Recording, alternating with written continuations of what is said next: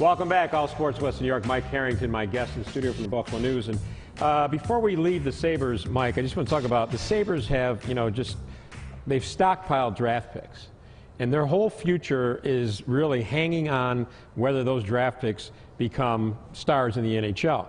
But it's not going to happen, even if that's the case, it's not going to happen overnight. How long will we suffer with this team? I think they're going to suffer for about 3 years. I really think by year 4 and 5, you're going to see major improvement, maybe even serious contention. They have a lot of prospects. Some will be great players, some will be decent players. And remember with prospects, and I know this from baseball, some don't pan out. So all these websites that talk about their great prospect pool are correct, but you can't rely on every single player to make it.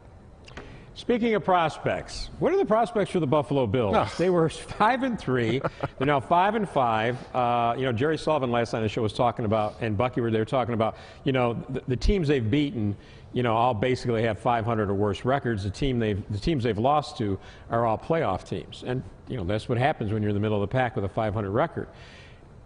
What are they playing for right now?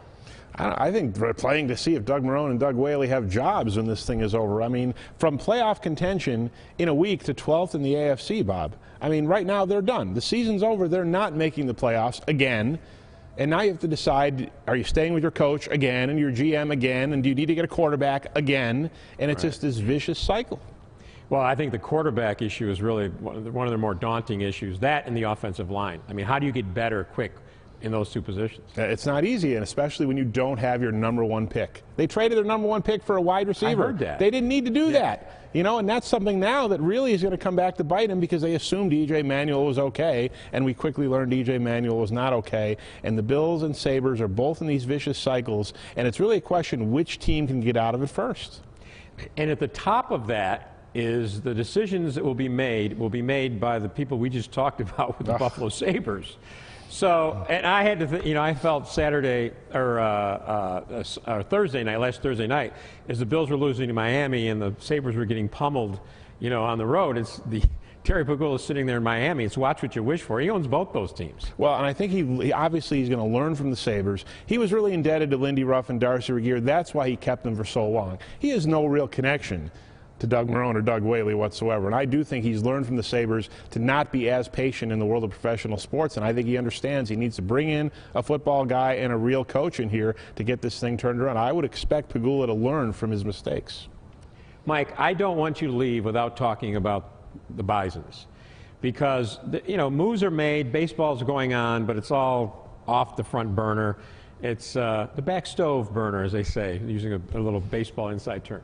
What's going on with the Bisons? What should we expect from them and the Blue Jays coming up in 2015? Well, the biggest thing I want to see is what do the Blue Jays do in free agency? They've already signed Russell Martin, the catcher. What do they do with Dalton Pompey, their tremendous center field prospect who's from suburban Toronto? Does he end up in Toronto to start the year, or is he the Bison's key center field prospect? That's going to be a big decision in spring training to watch. Dalton Pompey, Daniel Norris, the great pitcher we saw at the end of last year, does he make the Blue Jays rotation, or does he end up in Buffalo? Those two things are really going to be big questions all winter long going through spring training. Bisons could have a great team if they both start in Buffalo. Well, we know they're going to have some new seats in the stadium. And I'm looking forward to everything. 3,700 new seats, but they're really going to do a big makeover of that stadium in the next 2 to 3 years. It's going to be almost 30 years old, and you have to do those kind of things, and I think they have a plan in place. We haven't heard it yet, to do some different things, party areas, new seating through the whole ballpark. I mean, you do make some renovations, and I think that's something we're going to hear a lot more about. Mike, I think probably the toughest question of the night. Are you on the Christmas card list from Mike Buczkowski and the Hanukkah card list from John Dandies? I do make most of those lists, Bob. I know you've been on there in perpetuity, but I do make most of those lists still. And, the Bisons, to this point, they're pretty good with people like you. Well, let me say this, and this is really, I'm kind of giving up a secret here. But John Dandies, here we go. He has a luncheon every Christmas Eve at noon. I know he does it to punish us Christians because, we got a lot going on Christmas Eve. But in keeping with the spirit, John throws a nice luncheon for everybody, and all of his friends are there. There's 4 of us. And that's a cheap shot. No, it's a great night. And so John is, as much as he's somewhat of a Grinch, he's really, you know, he's a really good guy inside. So I'm just curious if you got a Hanukkah gift from him every year. No, you know, I hear from them, you know, but I don't know. You're a little I'll higher. invite you to lunch. You're a little higher on the food chain than I am. Well, you've probably written more critical articles. Yeah, about and you're them. more of a grizzled veteran than I am. I'm a little bit older than you. I won't ask you your age on the air. Off the air, I'll ask you. But it's, you know what? To me, the Bisons are summer. You know, the return of better weather. So I like when I call them and you get on their, you know, you get on their answering machine. How many days till opening day? I couldn't tell you. I haven't That's called what them they. recently. That's what they say on the machine. How many days? But they usually tell you. Right. And Buchkowski's got it memorized. He's very good at that.